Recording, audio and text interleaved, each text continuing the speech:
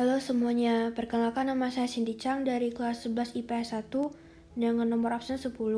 Sebelum saya memasuki ke presentasi yang saya lakukan di video ini sendiri dibuat bertujuan untuk memenuhi penilaian mata pelajaran sejarah minat kelas 11. Jadi hari ini saya akan membuat suatu video singkat profil tentang organisasi yang telah saya pilih. Sekarang, banyak sekali mulai dari organisasi, lembaga pendidikan, yayasan, dan perusahaan lainnya yang tergabung dalam menyejahterakan masyarakat di dunia. Untuk itu, saya sebagai seorang pelajar juga ingin memberikan dukungan dalam program kemiskinan. Dan dengan ini, saya membuat video profil singkat dari salah satu organisasi yang telah saya pilih, yaitu organisasi Bakti, di mana organisasi Bakti ini menyelenggarakan program Mampu. Program tersebut untuk mengintervensi para perempuan miskin dan organisasi perempuan yang memperjuangkan hak-hak perempuan miskinnya. Setelah itu, saya akan memberikan beberapa penjelasan di slide berikutnya. Selamat menyaksikan. Bakti adalah sebuah organisasi yang berfokus pada manajemen pengetahuan program pembangunan di 12 provinsi di Sulawesi, Maluku, Papua, dan Nusa Tenggara di kawasan timur Indonesia. Kami bekerja melalui 3 kegiatan utama, yaitu 1. Mengelola forum multipihak, 2. Mengelola media komunikasi, dan mengelola pertemuan pertukaran pengetahuan. Program meningkatkan akses perempuan terhadap program-program perlindungan sosial, meningkatkan akses perempuan pada pekerjaan serta menghilangkan diskriminasi di tempat kerja, memperbaiki kondisi untuk migrasi tenaga kerja perempuan ke luar negeri, memperkuat kepemimpinan perempuan dalam meningkatkan kesehatan ibu dan kesehatan reproduksi, memperkuat kepemimpinan perempuan dalam mengatasi kekerasan terhadap perempuan. Tentang program Mampu Bakti, di sini saya akan menjelaskan lebih detail. Program Mampu Maju Perempuan Indonesia untuk Penanggulangan Kemiskinan adalah sebuah program yang diluncurkan pada tahun 2012 yang fokus mengintervensi pada perempuan miskin dan organisasi perempuan yang memperjuangkan hak-hak perempuan miskin. Program ini merupakan kerjasama pemerintah Indonesia dan pemerintah Australia. Yayasan Bakti merupakan salah satu mitra nasional dalam program tersebut. Program Mampu Bakti dilaksanakan pada Kabupaten Tanah Toraja, Maros, Bone, Kota Papare di Sulawesi Selatan, Kota Mataram di Sulawesi Tenggara, Kabupaten Belu di Nusa Tenggara Timur, Kota Ambon di Maluku, Kota Mataram dan Kabupaten Lombok Timur di Nusa Tenggara Barat. Program Mampu Bakti dilaksanakan pada Kabupaten Tanah Toraja, Maros, Bone, Kota Parepare di Sulawesi Selatan, Kota Mataram di Sulawesi Tenggara, Kabupaten Belu di Nusa Tenggara Timur, Kota Ambon di Maluku, Kota Mataram dan Kabupaten Lombok Timur di Nusa Tenggara Barat. Program ini merupakan kerjasama Yayasan Bakti dengan 7 mitra yang merupakan lembaga swadaya masyarakat setempat.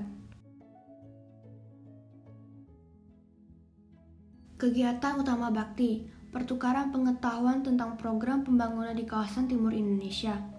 Kami mempromosikan praktik cerdas yang berhasil mengatasi tantangan pembangunan di daerah terpencil di Indonesia Timur untuk khalayak luasnya yang menghadapi tantangan serupa dan membutuhkan solusi. Selain itu, kami juga mendorong replikasi dari praktik-praktik cerdas karena kami percaya bahwa upaya ini dapat meningkatkan kemajuan pembangunan di kawasan timur Indonesia.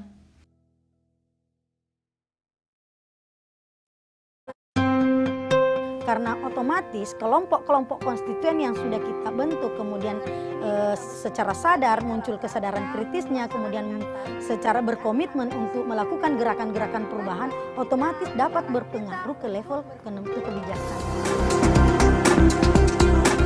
Kita di sini bekerja membuat batu bata, memberi bukti bahwa mantan penderita kusta bisa bekerja dan menghasilkan sesuatu yang lebih baik.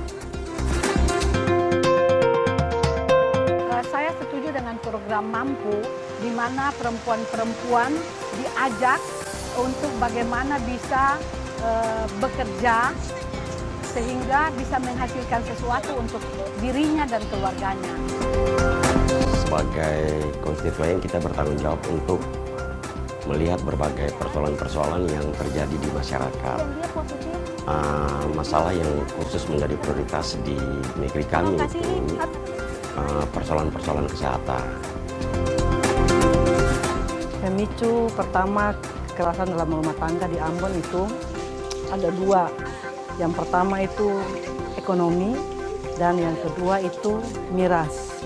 Tetapi yang lebih dominan adalah ekonomi. Nah, dengan demikian saya sebagai ketua konstituen negeri Hukurila berupaya untuk menciptakan lapangan pekerjaan bagi kaum perempuan yang ada di negeri ini.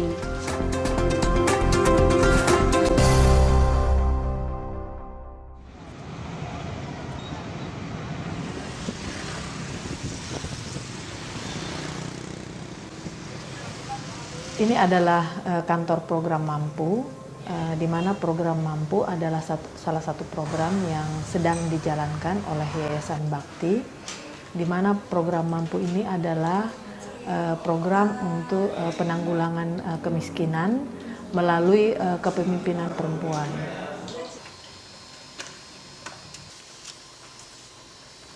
Kami di sini biasanya berdiskusi untuk membahas hal-hal yang berkaitan dengan manajemen program, khususnya misalnya di dalam salah satunya perencanaan program, dan kemudian bagaimana rencana-rencana pelaksanaan program melalui tahapan-tahapan kegiatan.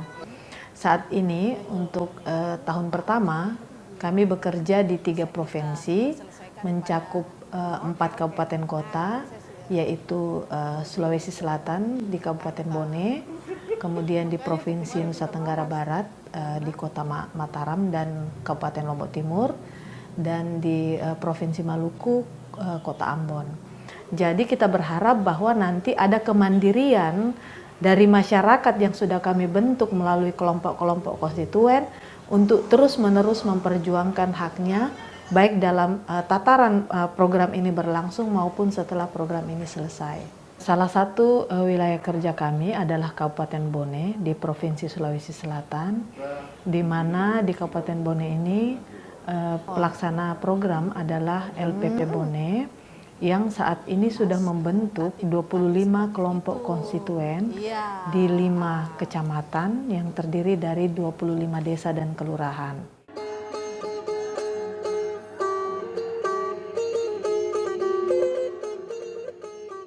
Kabupaten Bone itu dikategorikan sebagai kabupaten yang tertinggi angka kemiskinannya.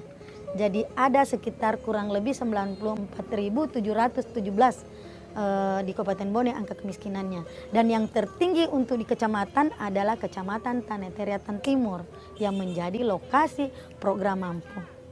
Jadi dengan adanya program Mampu yang berjalan di Kabupaten Bone, di mana kemudian memberikan kesempatan untuk mengintervensi, membentuk kelompok-kelompok konstituen, mencerdaskan masyarakat, ini akan membawa dampak yang sangat besar pada proses pengambilan keputusan.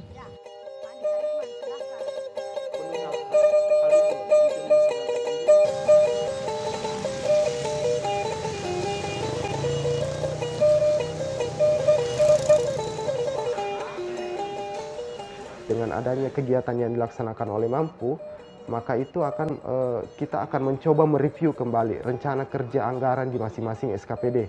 Apakah memang itu sudah pro-pur, pro-gender, dan itu sesuai dengan harapan masyarakat selama ini. Melalui diskusi-diskusi tematik maupun kegiatan lainnya, itu masyarakat akan termotivasi bahwa mereka sebenarnya sebagai aktor kunci.